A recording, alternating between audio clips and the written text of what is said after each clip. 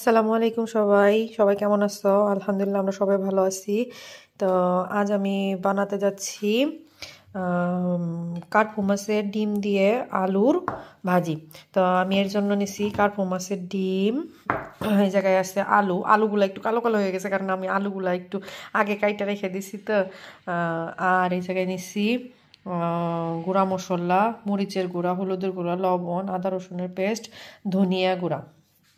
আর এই জায়গায় লাগবে পেঁয়াজ, এই জায়গায় নিছি সামান্য একটু গরম মশলা, কাঁচামরিচ, আর লাগবে অয়েল।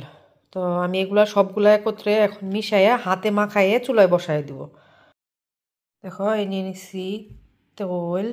এখন সব মশলা, পেঁয়াজ, গরম মশলা, তারপর সব সব মশলা টশলা সব একসাথে দিয়ে তাই আলু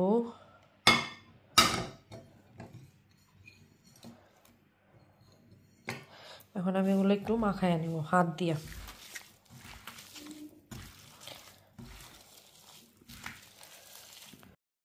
আলুটা মাখানো হয়ে গেছে, এখন আমি মাছের ডিমটা দিয়ে দিচ্ছি।